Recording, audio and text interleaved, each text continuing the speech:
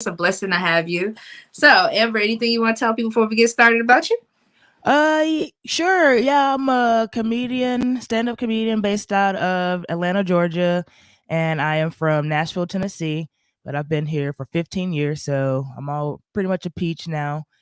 And yeah, and I also have a podcast called Amberland. So you can check that out on any of the platforms.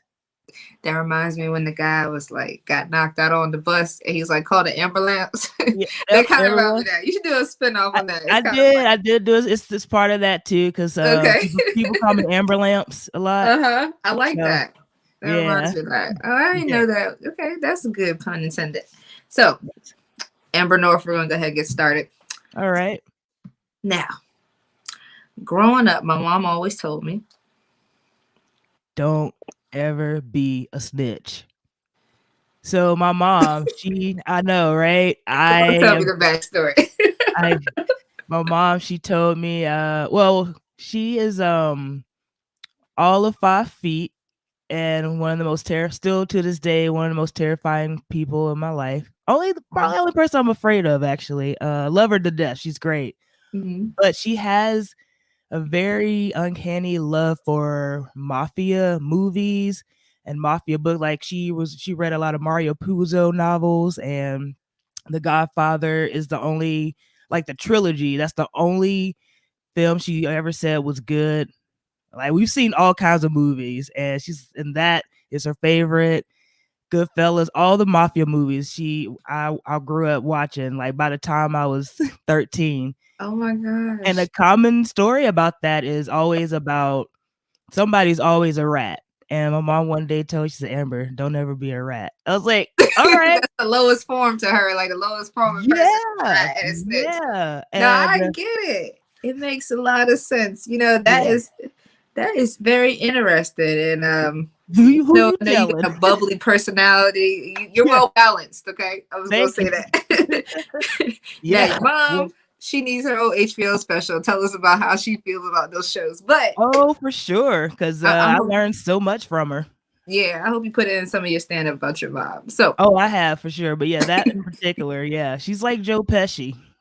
oh my gosh, she probably got some dry humor jokes in her. So, Yeah. Amber, tell me, back in high school, they knew me as A baller. Like, I was a straight A student as well, but I literally was a baller. I played volleyball and basketball. okay, okay. What Yeah. position were you I was a center. in volleyball So and I was basketball? so in volleyball, I was a right back, which was the I was the main serve. Like, I was in the Mm-hmm. back, but I always led the team off with my serves because I had a really good serve. Okay. And then in basketball, I was a center, power Okay. forward center. All right, I see you. Yeah, I used to ball too, man. But Yeah. this show ain't about me. You know What? what What? I mean? We all grow up and become comedians, right? Right, right, right. Yeah, but Nothing wrong volleyball with is that. always that's always gonna be my first love. And Yeah. but yeah, that's what they knew me as in high school. Oh, I like that. So, if you were from my hometown, you always ate. Ooh, yes. Prince's fried chicken. Is that a So location? Prince's, it's the word Prince, rest in peace, with apostrophe S. And it's Okay. named after the Prince family. And it's a it's a chicken shack that's in Nashville, and it's been around for like the 40s. And Okay. I grew up going there. And Nashville hot fried chicken, that's like a staple in the country now. Everybody knows about the hot fried chicken, and it's Mm-hmm. all because of this place. Oh wow. And it's the best. I mean, my favorite thing, and I don't eat it as much anymore, but I always ate it every Saturday right before church. It was like a cleanse, like, it's like, let's eat all this hot fried stuff and then Yeah. cleanse it the next day at church. I like that. That's well Yeah, balanced right there. That's your yeah. some good enjoyment. It's like me eating ice cream, but then I'm like, I shouldn't eat ice cream because Right, the other, exactly. I got you. Um that's hilarious. So we're gonna move on, Amber. So my friends have always said, You should be a stand-up comedian for real. They always told me that. Even people that didn't even know me well, they'll just be like, "Hey, you're funny. You thought about doing comedy?" And that was back when I was I either had hoop dreams or I was going to be a sports reporter. I was doing and so when the dreams became reality that I couldn't go to pro, I was like, "Well, let me do sports writing." And I really did enjoy that, but it just I just wasn't reaching the right people. And someone told me that like I had an actual professor, my film studies professor told me that I had a voice that reached, a broader audience, but I still wasn't ready to think I wasn't even thinking about comedy. But then one day, like it was like 8 years ago, yeah, I just Mhm. decided to do it, and I was like, "Dang, they were right the whole time." I didn't think I would ever have the nerve to, because public speaking was never, like, an expertise of mine, which is why I was writing. Mhm. So, once I conquered that, I was like, "Oh, snap," and then, yeah, so shout out to my friends, they were right. Love y'all. So I want to touch on that a minute because you're doing sports writing, and so basically you're building content to produce to an audience. So Mhm. were you comfortable at doing sports writing because you were behind the pen? No one really could identify it; they just saw the name, or Right. is that what kept you like? You were comfortable with that. So now being forced on stage because comedy is your passion now. How does Mhm. that relate to, how I put it? Not saying you're an introvert or extrovert. How do you Right. feel about that? Being pushed out there because this is something that's bottled up in you.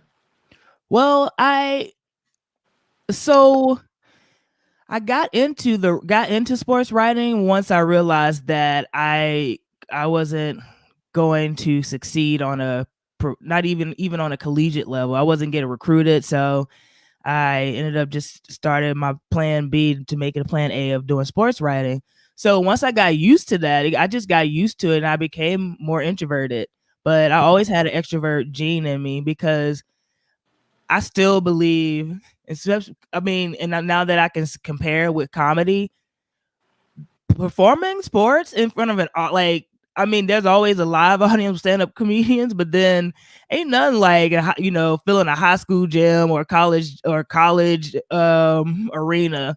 You Mm-hmm. got you got mad people watching you, scrutinize you, and I was just blessed that I was actually good because if I was sorry, man, I wouldn't I probably would have been discouraged for the rest of my life to like Right. perform in front of people. But so having that in mind, and then on top of that, I was more scrutinized as a teenager dealing with that type of scrutiny. Like as a kid, you're getting because there's so much more pressure on you as a start like once you start showing any type of passion towards the sports, it's on. And like I started when I was 8, Mm-hmm. so but then got serious when I was 10, like that type. So from 10 to Mm-hmm. 17, that's the most scrutiny I've ever gotten still. Even as a comic that I've been doing mad shows, it's still like I remind myself that because I still was developing, so I didn't have that mental fortitude that I have now.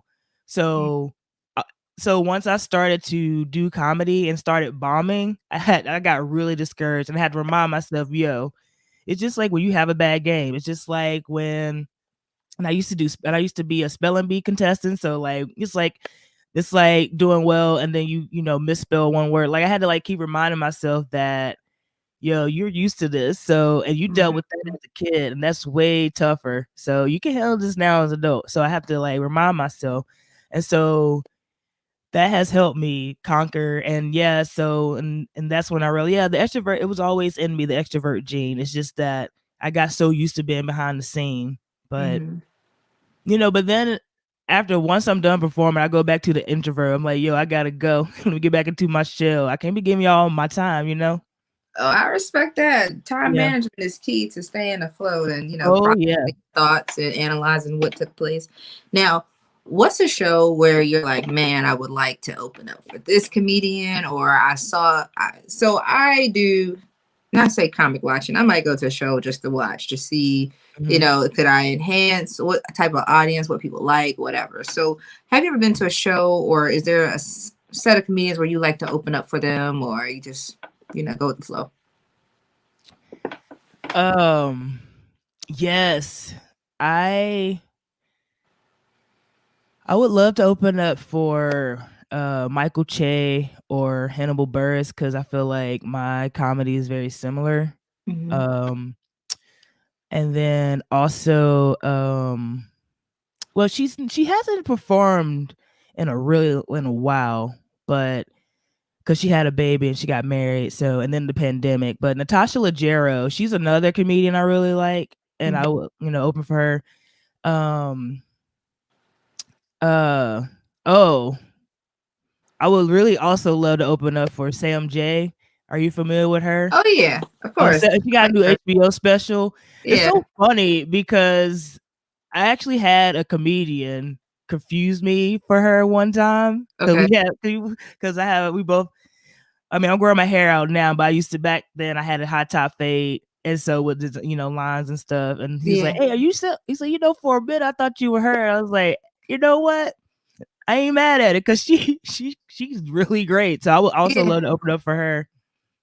Well, that's good to be mistaken for someone. At least you know you got some star quality about you and an image. I mean, I that's appreciate it. really, if somebody start comparing you, you're on your way. Yeah. Oh, well, thanks. Yeah, I wasn't mad at it. Mm-hmm. Okay. Now, so Atlanta comedy scene. Is there a stage there where you're like, I have to make sure I touch this stage, or have you already went to every spot you wanted to perform at? Oh no, I haven't been to every spot. I would like to go. I would love to go to Uptown Comedy Club. Okay. It got reload. It's been relocated. It's just close to where I live now. It's in Hapeville, which is not Mm-hmm. too far from Atlanta. And then ATL Comedy Theater as well. It's a lot of comedians that I really respect who has performed there also. Um, I mean, there's like other venues that big time comedians have performed at, but it's not necessarily a comedy venue. Right. Um, but yeah, Buckhead Theater, that would be a really nice place to perform as well. I would really love that. Mm-hmm. But yeah, I have been blessed to perform at some other stages too that I really respect. So Yeah. Yeah, some stages they're rough, like Oak yeah. Comedy Club and Sweet Lounge or whatnot. Yeah. Oh Uh, yeah, they can be tough. yeah, I seen it. I was like, especially when I'm visiting in town, they be like, "You want to go up?" I said, "Nah, I'm chilling today." Yeah, no, it can. Look, don't But ruin my weekend. there's nothing like conquering the stage. That's hard as a mug though. So Yeah, yeah. yeah. So, Amber, anything you want to add as far as people to relate to your comedy? For them to be interested in your podcast, or just to become a fan of Amber North. Yeah, so uh it's so funny because people hear my voice and they just have so many assumptions, like I'm just some skater kid or surfer kid from California, which I'm not mad at because I used to watch a lot of Keanu Reeves as a kid, so that probably had a lot of impact on how I talk. But people really don't realize how hood I am too. So going back to what Especially your my mom mama. said, going back to what my mom said, you think she was teaching me this in the suburbs? Nah, we were in the projects. Now, not really the projects. It's one of those, those really rough neighborhood though. What's the So I name of your grew up. neighborhood, Amber? What's that? What's the name of your neighborhood that you grew up in? Well, there's shout out to this it's still there. It's an apartment complex called Haynes Garden. Haynes Garden still ain't no joke. I spent the first 8 years of my life there, and still to this day one of some of the roughest things I've ever seen. But and so I found myself being comforted a lot by like southern rap, southern trap music, and like music from Houston, like UGK, and then in New Orleans, like Master P and them and Cash Money. But Memphis rap will always forever have a special place in my heart. Project Pat, 3 6 Mafia. Though I knew them as, I mean, even before they said three, it was 666 Mafia. That's how. I mean, like back in the day, and then like I was in Nashville wishing I was from Memphis type thing. You know what I'm saying? That's how I was like, man, if I don't want to be, if I'm gonna be from the hood, let me be from the hood. That's how it was. Right, right. Even though I'm a straight A student working hard to get out of the hood, but I'm like, well, but while I'm here, let me be here. And then, Yeah. And then of course, shout out to the OGs, A Ball, MJG. Those are my so those like, ghetto gospel for me. Okay. And they got me Okay. through. Mm-hmm. And to this day, like I'm 36 now, and people be like, so like what's the go-to like whenever you want to just relax or like just be at peace? I'm like, yeah, 8 Ball MJG, 3 6 Mafia. They Take it had some back to the good melodious days. beats. They had really melodious beats as they're talking about killing and gangbanging. So shout Okay. out to them.